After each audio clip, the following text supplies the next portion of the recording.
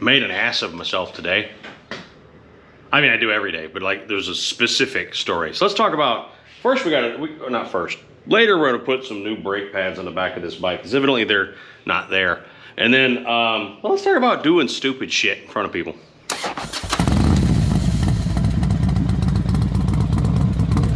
So today, a little bit of background. I work from home, and I work with companies that are all over the planet.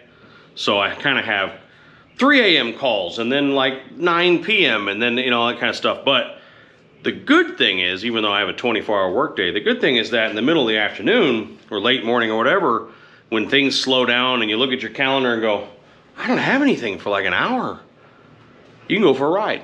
So I did the video yesterday. I'm putting the new back wheel on this guy. If you haven't seen that, you can go back in the history and see where I took my 14 Heritage and put a 21 on it and new wheel in the back and some doodads and some ape hangers, and I'm slowly turning it into what will eventually be a really badass Cholo bike. Right now it's like B-, right? But it'll get there. But when I went out for a ride, I was like, you know what I need to do is I need to go to that local independent shop, Choppers, and Choppers Shop is the name of the place, and order the chrome front end for this bike.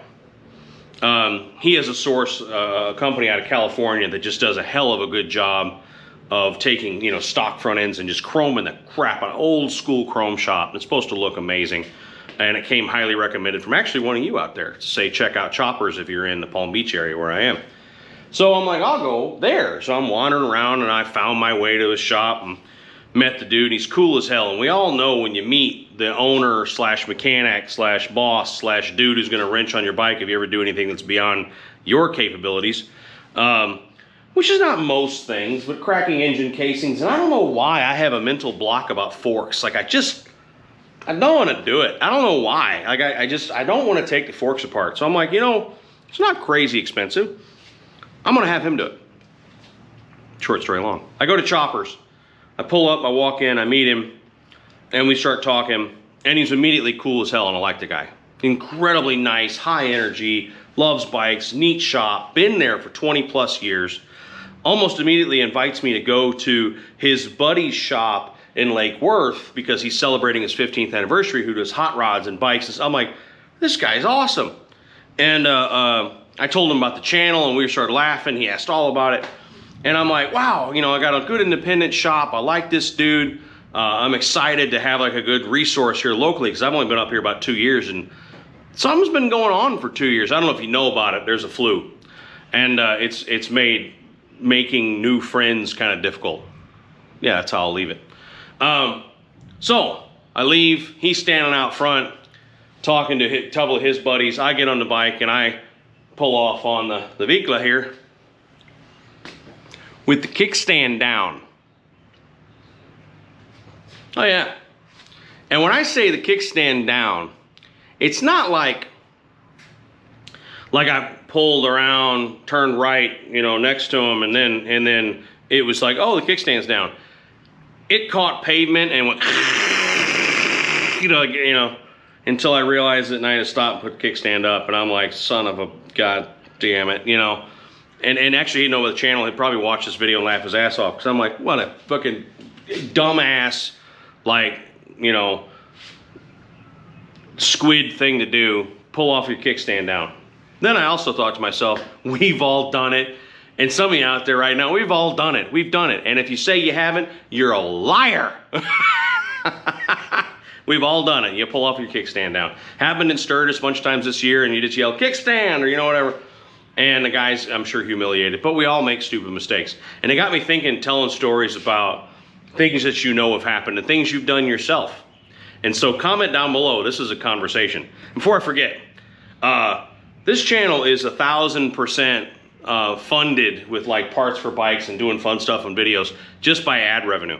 It's just, you know, the YouTubes and the Googles, you watch commercials, and then on a monthly basis they kick me whatever my ad revenue is. That's what funds everything. I don't do Patreons and memberships and all that stuff, which is fine if you do. You know, if you watch other channels that do, I'm not disrespecting them. I'm just saying we don't do that. So it means everything to us to hit the thumbs up and hit subscribe. I really, really appreciate it. If you're, there's a lot of people who watch these videos who watch every video, but they aren't subscribers. So please, if you're on a TV or your laptop or your phone, hit subscribe. I'd really appreciate it. I'll shut up about that. So, I'll tell another story, something I've done. This was many years ago. As a matter of fact, what makes it so momentous is it was the first time I went for a ride. I went to an event with the organization shall not be named. So I'm part of a global organization that works with kids that have been abused, who are all bikers. There you go. My very first official, like, hang around, might be a supporter kind of thing. Maybe I was cleared. Rules have changed in 2 decades. It was about 20 years ago. And it was a poker run. And I was selected, I volunteered, all these things together to work a stop, a poker run. If you don't know what that is, I don't know how you don't, but you go to 5 stops, you draw a card at each stop, you get together for a party at the end of the poker run. Whoever drew the 5 best cards, thus the best hand, wins poker run. All right, so I'm sitting at a table with this dude, old biker named Rev. I remember this day, doing cards all day, right? And I remember I was on my Deluxe. I had a 2004 Deluxe that I bought brand new. And I want to say it was pretty new. It must have been pretty new because what I did was incredibly stupid. So when we got to the bar that we were working, it was in an area we did not know in Illinois, a ways away from home. And I locked it up. Some of you are already laughing because you know what I'm about to say. I locked the ignition and I locked the forks. You guys just tell the story. I'll just sit here. Y'all know what happened. I went out, got on the bike, fired it up, took off with the forks locked, and dropped it. Why? Because it went left real hard when I went to go right. And if you intend to go one way and your bike won't go that way, you'll dump it. So I dumped my bike right in the parking lot in front of everybody. We've all done it. As a matter of fact, a week later, I was at a family get-together, and my cousin Eddie, yes, I have a cousin Eddie, just like out of Christmas Vacation, or National Lampoon's Vacation. And Eddie is been a rider his whole life. I love him to death. He's my cousin. He's a good dude. But he's fairly hardcore and a hard ass and, you know, hard-working dude, and he just loves to give me shit. I don't know why. He's about 6, 7, 8 years older than I am, and that's just the relationship we have. And I'm standing there, and I go, let me tell you what I did, because I own it. Like, you guys know I own every dumb thing I've ever done. And I said I was at a poker run and went out, and the damn forks were locked, and I took off and dumped the bike in front of everybody, and ha, ha, ha. How stupid is that? And Eddie goes, you dumb MFer, I can't believe you would do something like that. You could have hurt yourself, much less you look like an ass. And for all those people, ha, ha, ha, you're such a dumbass. And his wife is doing this, looking at him. And I stop and I look at, her name's Vicky, and I go, what? And she goes, looks at Eddie and goes, you didn't chase your bike in a circle about a month ago in the garage? I didn't come out and see you going in circles, going hit the kill switch, hit the kill switch, hit the kill switch. So evidently his bike, he had an old Deuce. It was fuel injected though. He did the same thing with the forks locked, and, you know, hit the rich cycle and jumped up to about 1,500 RPMs, and he was chasing his bike in circles. So we all do stupid crap all the time, but I want to hear what you've done. One more before we do the brakes, the brake pads on this guy real quick. I remember my dad's buddy, no one is immune from this. You guys know from earlier videos. If you don't, my old man appears in videos sometimes. And he had a buddy named Sam. And Sam had ridden his whole life. But a common story is when his babies were born, he quit riding. Right? A lot of dudes do that. No disrespect. The babies are born, you got work to do, you got to provide. The thing that gets cut is your motorcycle. I was fortunate enough to not have to do that, but a lot of guys do. So Sam quit riding. And about, I don't know, 18 years later, your kids are kind of growing and moving on, he went and bought himself his first Harley in almost 20 years. And it was a lowrider. And Sam calls my dad and says, I need to buy some accessories, some parts on this new bike. Why don't you meet me up at the time it was Bob Schultz Harley-Davidson in St. Louis. He says, why don't you meet me up at the Harley shop and you can, you know, help me, because I haven't done this in a long time and I don't want to screw up and this, that, and the other. And Dad's like, hell yeah, Sam, like, we're gonna roll together. So my old man goes up to Bob Schultz and he's waiting for him. He's inside the shop, looks out the window and he sees Sam pull up right there up front in the space. And Sam immediately, in, you know, leathers, looking like Joe Cool, pulls up to the first space, doesn't put his kickstand down, and drops his bike on himself. 3 dudes have to come over and pick his own motorcycle up off of him, burns his leg, you know, and drags Sam out from under it. Sam was a cool old biker, had been, you know, when they were younger, and here he was laying like a turtle on his back, screwed in the parking lot with a bike on top of him. So just another example of everybody doing something stupid. But share your story. I want to know. What did you do? Probably lots of kickstand stories. You know, if you turn left with the kickstand down, you can pole vault that sucker. Anyway, so let's do the brakes real quick. This is not hard, so it's not a full video, but let me get down and get dirty again. I apologize, I got ahead of myself. So, if you haven't done this before, real quick, you're gonna wanna nip off the zip tie that's holding your ABS line to the brake line, because that's not gonna give you enough slack. So you zip that off to free it.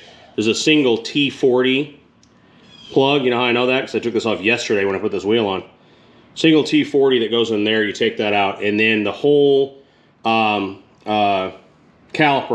rotates back off the rotor, freeing the pads, and then this hole here goes over that pin. So what it does is it just slides off and frees the caliper from the mount like that. And then you got a 1/4 inch 12-point bolt holding the pads in. The pads just kind of sit in there with one bolt holding them. So let's go ahead and pull that out, swap these out, and get to it. All right, so I took out this 1/4 inch pin. These are just sitting in here. I mean, like just hanging kind of from that pin.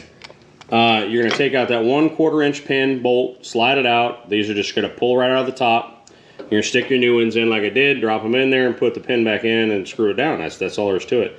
The next part could be kind of difficult. You may have to push the pistons back out right there, you know, to give you enough space to get over the rotor. I'm almost positive I'm gonna have to do that, which involves taking the cover off up front. And there's a million ways to do it. I've seen dudes use actual piston, you know, pushers and little tools like that, but I find that a screwdriver does just fine. Probably should have done that before I put the pads in if I had to do that, but I'm stupid. So I didn't, and we'll have to figure that out. But maybe, we'll see if I don't have to. So this rotates back on the way that it came off, except you gotta make sure those teeth right there fall into that little spot right there, kind of where the teeth are. They sit in there. If you don't get those to drop in there, it ain't gonna rotate back on right. I was laughing with Chopper about this today, because he's like, he sees dudes that they get it on, like they get this thing on there, and you shouldn't. It should just kind of rotate on. I mean, you have, you know, resistance from the pads scraping on a fresh pad scraping on the rotor when you're rotating it back over, because the rotor goes between the pads, obviously. But it should not be a job. You should not need a hammer. If you're using a mallet, something ain't right. Like, those teeth drop into those little sockets, it rotates on, you bolt it down and you're done. So let me start fighting this, because I need both hands. I ended up having to use a C-clamp after I said you don't have to. It just, the pistons did not want to go back in. So there you are. You can see fresh pads are done. So I ended up using my Harbor Freight Special little clamp here. Did the job perfectly. Put that tooth on the piston, that on the chrome because it's rubber tipped there, so it won't scratch nothing. And just screwed the thing in and actually pushed the pistons in just fine. But that's done.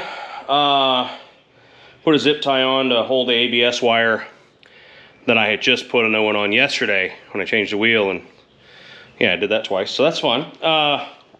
There's the old pads. You can see, I mean, they're not into the rotors, but there ain't a whole hell lot left, you know? So yeah, they need to be done. So fresh pads, new anchors. Two things if you do this yourself. It's not hard, do it. Don't pay someone. You'll save yourself probably $200 in labor, especially if you're someone who goes to the dealer, for something that's not hard. You saw that, it was one T40 bolt, swivel that back, slide it off the pin, 1/4 inch bolt, drop in new pads, spread out your pistons, you take the lid off the rear, so that the fluid has someplace to go. Because as you push the pistons back into the caliper using a C-clamp, the fluid's got to go someplace. So it'll fill that back up again. And maybe even dribble a little out if you've added some since. So then put your lid back on, reassemble, good to go. So this really is a super easy thing to do. Don't pay someone to do it. Unless you just don't want to do it. That's fine too. But yeah, that's it for today. Don't forget to write down below every stupid thing you've ever done. I got plenty of them. And we'll talk real soon. Bye.